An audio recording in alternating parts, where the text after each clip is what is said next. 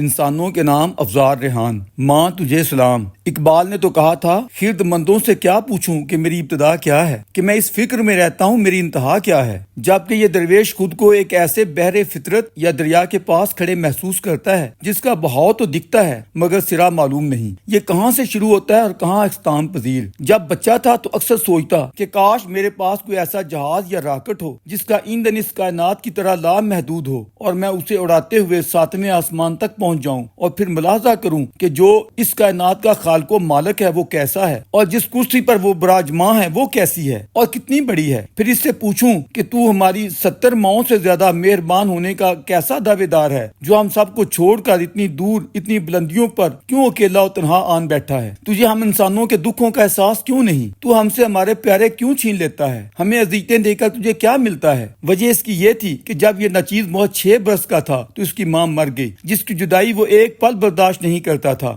فوراً رونے پیٹنے اور چیخنے چلانے لگتا تھا۔ یہ معصوم اپنی ماں کی پیاری بہنوں سے پوچھتا، میری ماں کہاں چلی گئی ہے؟ تو مجھے بتایا جاتا کہ اللہ پاک جس نے یہ دنیا بنائی ہے اس نے اسے اپنے پاس بلا لیا ہے۔ کیوں بلا لیا اس نے؟ اسے جو بھی پیارا لگتا ہے وہ اسے اپنے پاس لے جاتا ہے۔ ایسا مبہم سا جواب ملنے پر یہ بچہ پوچھتا کہ اسے معلوم نہیں کہ وہ میری کتنی پیاری تھی۔ پھر پوچھتا، وہ اللہ پاک کہاں رہتا ہے؟ جواب ملتا، ویسے تو وہ ہر جگہ ہے لیکن اس کا اصل ٹھکانہ 7ویں آسمان پر ہے جسے عرش کہتے ہیں۔ اس کے بعد یہ بچہ اپنی خالہ سے پوچھتا کہ اگر وہ ہر جگہ ہے تو مجھے دکھتا کیوں نہیں؟ پھر اپنی تنہائیوں میں یہ بچہ آسمانوں کی طرف منہ کر کے اکثر روتے ہوئے دیکھتا۔ چھوٹے ننھے منھے بچے سے اس کی ماں چھین لے جانے والے کو کوستا کہ اے پرانے بوڑھے خدا، تو نے مجھ سے میری ماں چھین کر اسے اپنے پاس کیوں بلا لیا ہے؟ کیا تجھے معلوم نہیں کہ مجھے تم سے زیادہ اس کی ضرورت تھی؟ میں اس کے بغیر نہیں رہ سکتا۔ اس وقت سفید داڑھی والا بابا سائیں سید خدا کے روپ میں میرے سامنے آ جاتا۔ مجھے یوں لگتا کہ خدا بھی جو بہت قدیمی ہے بابا سائیں سید جیسا ہی کوئی بزرگ ہوگا۔ پھر اس کو سامنے محسوس کرتے ہوئے جو منہ میں آتا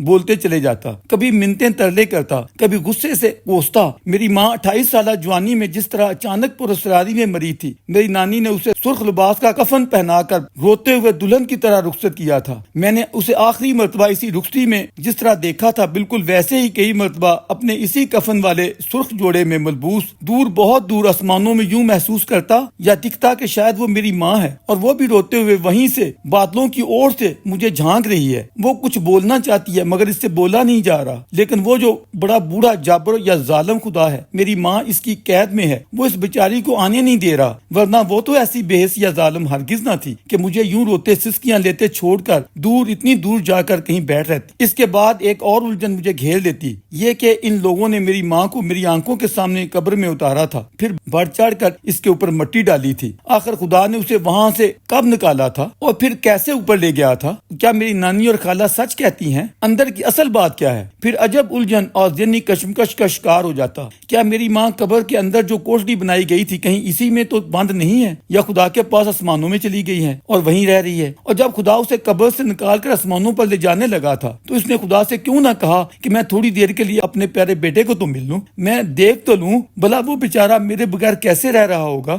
اے خدا، تو کتنا ظالم خدا ہے، آخر تو اتنا ظالم کیوں ہے کہ تو نے میری ماں کو اتنی سی مہلت بھی نہ دی کہ وہ آخری بار اپنے روتے بلبلاتے اور تڑپتے بچے کو ہی مل لیتی۔ اپنا واہمہ دور کرنے کے لیے یہ نونہال اپنے ہم عمر ایک عزیز ثناء اللہ کے ساتھ، جس کی اپنی ماں بھی جوانی میں مر گئی تھی، چوری سے چھری اور رمبی لے کر اپنی ماں کی قبر پر پہنچ جاتا اور اسے کھودنے لگتا کہ اگر میری ماں قبر میں ہوئی تو میں اسے نکال کر دور کہیں دور ایسی جگہ بھگا لے جاؤں گا جہاں خدا بھی اسے مجھ سے چھین نہ سکے۔ جب چھری اور رمبی سے قبر کھودی نہ جا پاتی اور کمزور ہاتھ دکھنے لگتے تو دل ہی دل میں عہد کرتا کہ میں ذرا بڑا تو ہو لوں، کسی رات کسی لے کر چوری سے اپنی ماں کی قبر پر آؤں گا اور ساری مٹی ہٹاؤں گا اور اپنی ماں کو نکال لے جاؤں گا۔ لیکن اگر وہ قبر میں نہ ہوئی اور جس طرح ماں حاجن کہتی ہیں کہ وہ تو آسمانوں پر خدا کے پاس جا چکی ہے، تو پھر بڑا ہو کر کوئی جہاز خریدوں گا اور آسمانوں سے اسے ڈھونڈ لاؤں گا۔ اسی طرح قبر کھودنے کی کوشش میں ایک دن اپنے ایک بابا جی کے ہاتھوں پکڑا بھی گیا، جو مجھے سینے سے لگا کر بہت رویا۔ اور اس بابا شاہ محمد نے بھی یہی بتایا کہ بیٹا خدا تمہاری ماں کو اپنے پاس آسمانوں پر لے جا چکا ہے اور آئندہ ایسی قبر کشائی والی حرکت کبھی نہ کرنا، خدا ناراض ہو جائے گا اور اس سے تیری ماں کو دکھ پہنچے گا۔ قسم ہے پیدا کرنے والی ماں کی، بچپن میں حرف بحرف ٹھیک یہی میرے احساسات و واقعات تھے جو آج تک ذہن کے نہا خانوں میں کہیں چپک کر رہ گئے ہیں۔ انہی ذہنی الجھنوں میں سے ایک الجھن یہ بھی تھی کہ میری ماں کی موت کے بعد میری نانی جمعرات کو بہت اچھے میٹھے کھانے بنواتی اور پھر وہ میاں جی یعنی مولوی صاحب کے گھر خوبصورت ٹرے میں اوپر نیا کپڑا ڈال کر دودھ کے ساتھ بھجواتی، میرے استفسار پر بتاتی ہیں کہ مولوی صاحب یہ کھانا تمہاری ماں کو بھجوا دیں گے۔ پھر تو میری حسرت ہوتی کہ زیادہ سے زیادہ اور اچھی سے اچھی چیزیں مولوی صاحب کے گھر بھیجیں، بلکہ میں خود یہ کھانے والی ٹرے لے کر مولوی صاحب کے گھر جایا کروں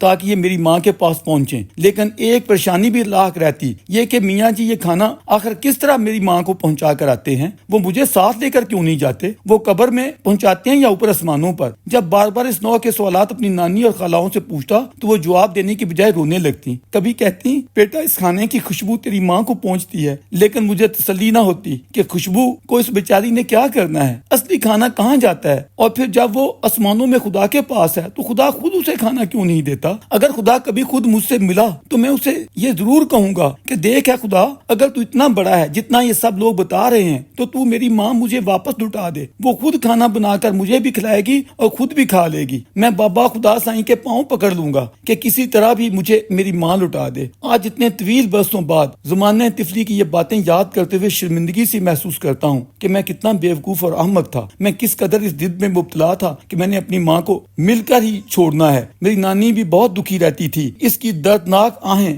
آج بھی میرے کانوں میں گونج رہی ہیں جب وہ میری ماں کے سرانے بیٹھے ہوئے بین ڈال رہی تھی، ہائے نہیں میری ستی سو گئی، لوگوں میری ستی سو گئی، یعنی میری بیٹی سوئی ہوئی سو گئی۔ مجھے اپنی نانی پر بہت ترس آتا، میں اس کے گلے لگ جاتا، مجھے یہ کہتے ہوئے چومتی میری آنکھوں کا نور، کبھی کہتی میری آنکھوں کا چانن، میرے دل کا چین قرار، ہائے میری رسولاں دی نشانی، اور پھر اس بیچاری کے آنسو میرے چہرے پر گرنے لگتے۔ افسوس میں اپنی نانی کی کوئی مدد نہیں کر سکا۔ یوں وہ روتے روتے بلاخر اسی غم میں ایک دن اس دنیا کو چھوڑ کر اپنی بیٹی کے پاس چلی گئی۔ ماں کا یہ دکھ جو محض 6 برس کی عمر میں اس درویش کے رگو ریشے اور جسم و جان میں اتر گیا، اس کے اثرات اتنے شدید ہیں کہ پوری زندگی گزر گئی مگر کسی دکھی کا دکھ دیکھا نہیں جاتا۔ کسی کی بھی ماں مرتی ہے تو یوں محسوس ہوتا ہے کہ میری ماں مر گئی۔ جدائی کے پرانے زخم تازہ ہو جاتے ہیں یا تازہ رہتے ہیں۔ اس چوٹ کی کسک وقت کے ساتھ شاید کچھ کم تو ہوئی ہے مگر نہ تو ختم ہوئی ہے نہ ہو سکتی ہے، بلکہ بعض اوقات تو یوں محسوس ہوتا ہے شاید یہ کسک کم بھی نہیں ہوئی۔ تمنا ہے کہ خدا کسی کو اپنوں کے بچھڑنے کا ایسا دکھ نہ دے، بالخصوص نہ عمری میں کسی کی ماں نہ مرے۔ کتنے اچھے ہیں وہ لوگ جنہوں نے ہمیں پوری دنیا میں ماؤں کا دن منانے کی ترغیب بخشی۔ ہم لوگ یہ کہتے ہیں کہ جنت ماؤں کے قدموں تلے ہے، جبکہ ہمارے ہندو بھائی کس عقیدت سے جھک کر ان قدموں کو چھوتے ہیں، یہ کہتے ہوئے کہ ماں تو دیوی ہوتی ہے، ماں تو بھگوان کا روپ ہے، ماں تیری عظمتوں کو سلام۔